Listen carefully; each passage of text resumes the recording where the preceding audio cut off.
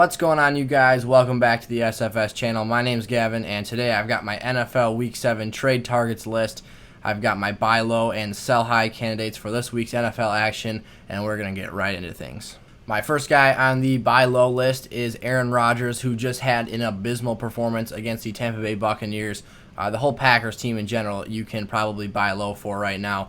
The performance on Sunday was embarrassing, it was awful, and a lot of them failed to produce in fantasy.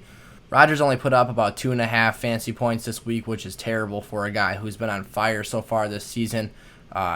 Terrible performance for him. He's not going to do this every week. His schedule gets easier from here.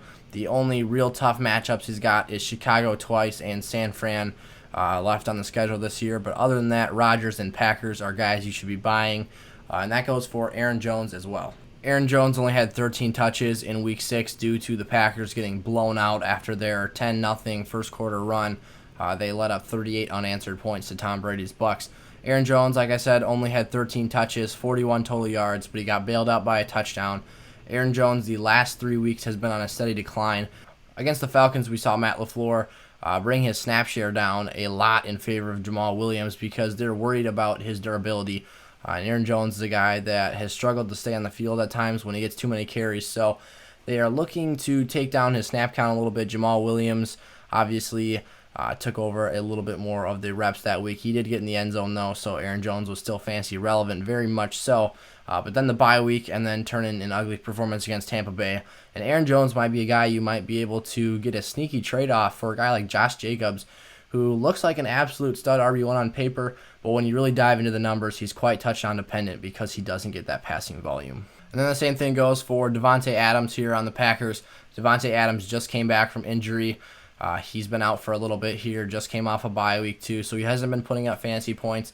Didn't have a great outing against Tampa Bay and actually caused a Rodgers interception on a drop pass that he bobbled. So Davante Adams, another guy who I think is going to be an absolute beast down the stretch here. Go get him for your fantasy team. You will not regret it. Next up on my buy low list, we've got Chris Godwin of the Tampa Bay Buccaneers. He just came back from injury as well. He's been dealing with a hamstring that's been taking him out of the games for the last few weeks here. He hasn't been suiting up. So Chris Godwin is a guy you guys should be going after in trades. I think that Chris Godwin is a wide receiver one. He just has to get back into the swing of things. And when he was on the field on Sunday, the Bucs didn't have to throw the ball that much because they jumped out to an unexpected lead out of nowhere. So they were running the clock down. And then also, first game off an injury, you can't expect a guy to be great. So Chris Godwin is a guy who got started a little bit slower after the injury, but look for him to trend up very quickly here in the next few weeks. My next buy low candidate is another wide receiver. There's lots of wideouts I love on my buy low list this week. I think that there's a lot of them that you can get for fairly reasonable prices.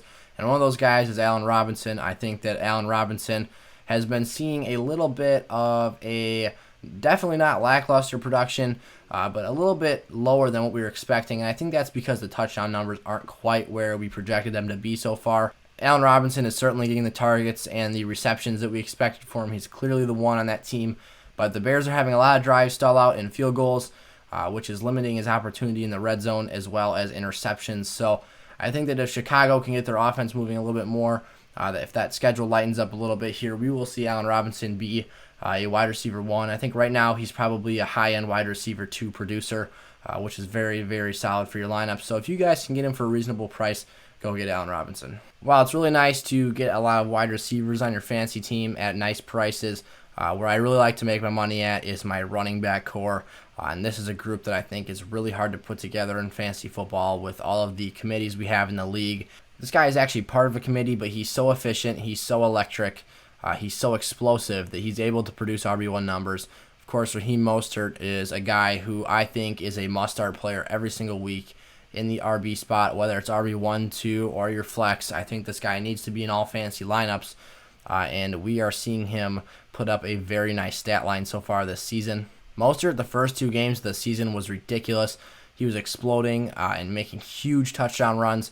I think that Raheem Mostert is an RB1 in fantasy football, but injuries and a non-touchdown scoring game where he left in the first play of the third quarter, I think are derailing his value a little bit. Raheem Mostert had a sprained MCL, which took him out for 2 weeks, I believe, so no fantasy points there. And then he comes back and has a solid game last week.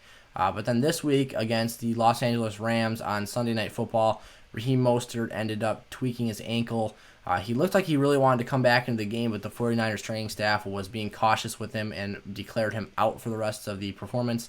So I think that Mostert is good to go for this week.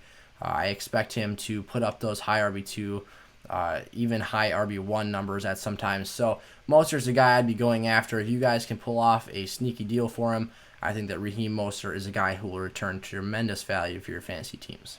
All right, we're going to get into my sell high list now. These are guys who I think have high values but are going to trend down the remainder of the season and will not return what you're looking for and will ultimately frustrate you and give you headaches in your fantasy lineups. So Clyde Edwards-Helaire is the first guy on that list.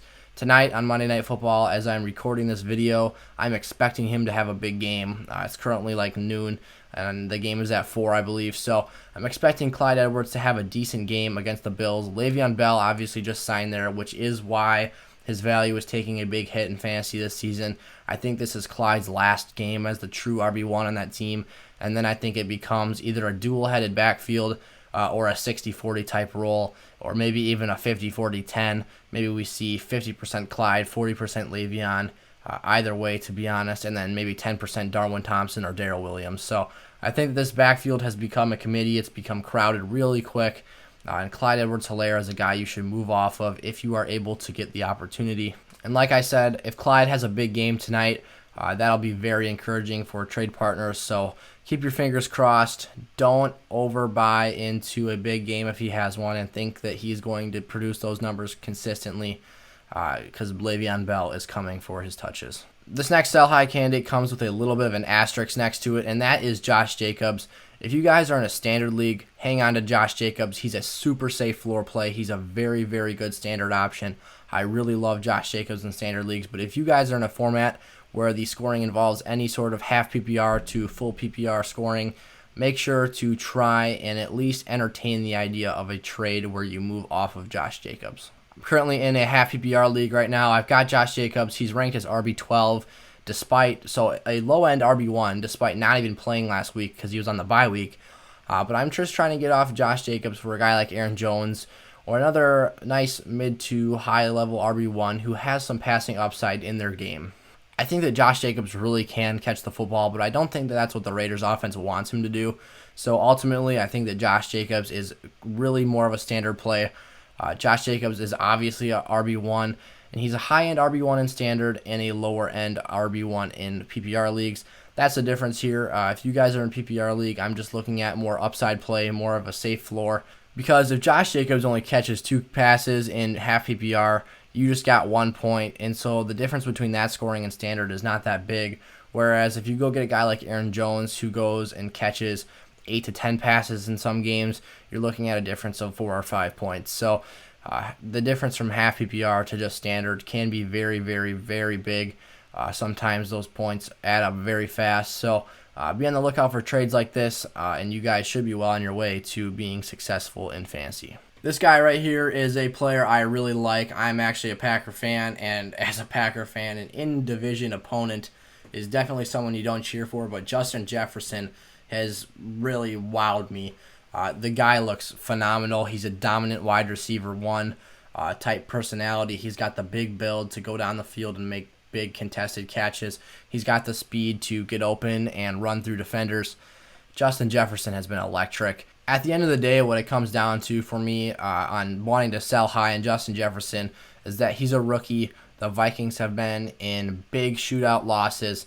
And at the end of the day, this type of performance for such a young player is probably not sustainable. I'm rooting for Justin Jefferson. I think he's amazing.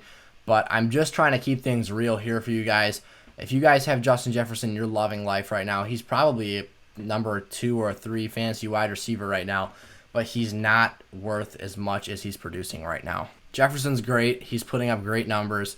But the numbers are going to decline. They're going to come down. He's not even the number 1 target on his team. This is a very unrealistic, unsustainable, and very unusual situation, almost like a Calvin Ridley type deal in Atlanta, where the team is just trailing more often than not, so they have to throw the football a lot, and Justin Jefferson is the beneficiary of that right now. But the Minnesota Vikings are a running football team. The run game is what they want to do, and eventually his numbers will come down. If you can get off Justin Jefferson for a more sturdy wide receiver, a guy who is proven, consistent, week-to-week stud, do that. Or if you guys can get a stud running back for him, that would be even better. But just entertain the idea of trading Justin Jefferson. I think that it's very worth it because at the end of the season in the fantasy playoffs, he might have cooled off a bit and it might hurt your team big time. Mike Davis, I've been talking about for a couple weeks here also as a guy you need to get off of as soon as possible. Christian McCaffrey, I think a report just came out that said week 9 they're expecting to have him back. So that's 2 weeks from now. Mike Davis's clock is ticking. His value is decreasing by the day. If you guys can get a trade for him, get rid of him because eventually he's going to unfortunately be irrelevant in fantasy once again. Christian McCaffrey is going to get all the carries, and Mike Davis will be looking at a minimalized role with the Panthers. Then Brandin Cooks here, another guy I think you guys should try and sell high on. He's been a very hot and cold player this season. He had a 0-catch game earlier in the year, but now he's started to get things rolling with Deshaun Watson. He's been very effective and very productive in that offense, and I think that his numbers right now are a little bit inflated. I think that Brandin Cooks is a solid wide receiver option, but I think he's more of a wide receiver 2 to flex play because I think that Will Fuller is the number 1 on that team. But Brandin Cooks has been playing like a wide receiver 1 the last 2 weeks. So I think you guys can go get a steal for him in your leagues. I think you guys could get anywhere between a solid RB2 to a starting caliber tight end or even a new starting quarterback out of this deal. If you can find someone in your league who is looking for help at wide receiver, I think that Brandin Cooks is a very nice option. This one's a little bit iffy. This is kind of situational for some teams that are in very good spots with their quarterbacks. Ryan Tannehill has been an elite caliber starting quarterback for fantasy teams this season, but a lot of people probably drafted Tannehill as their backup quarterback behind like a Deshaun Watson or a Kyler Murray maybe because his ADP wasn't very high, but Ryan Tannehill is playing like a bona fide QB1 right now. So if you guys are in a situation where Ryan Tannehill can provide value to you on the trade market, you guys can go get something for him. If you guys have any questions what you should do for Ryan Tannehill, make sure to drop those in the comment section down below. Immediate thoughts are wide receivers you guys could get for him. You could upgrade a position in your starting lineup. So anything that you guys think could upgrade your lineups, I would do it. If Ryan Tannehill is not a starter for you, if you can find anywhere on your roster that would be upgraded in the starting lineup, that's what I would do for Ryan Tannehill. And then the last player I will talk about today is Rob Gronkowski, who's starting to kind of have flashbacks and shades of his old self as a New England Patriot. He's starting to look more and more dominant each week. And Rob Gronkowski is a guy who I think is starting to get more and more hype around the fantasy community. So he might have increasing trade value as weeks go by here. So Rob Gronkowski is a guy that I would try to move off of simply for the fact that there's too many mouths to feed in Tampa, and I still don't think he is the player he once was. Rob Gronkowski used to be an elite talent and an unstoppable force on the football field, but I think those days are behind him. I think that Mike Evans and Chris Godwin, along with that running game, are the primary focuses of the offense. And I think that you guys should try and stay clear of Gronk and try and get anything back you can for him this season. Those were my buy low and sell high trade targets for the NFL Week 7. Thank you guys so much for watching, and make sure to stay tuned for more fantasy football videos. Like, comment, and subscribe to the channel, and turn that bell on so you guys never miss an episode, and I will see you guys next time. Peace out.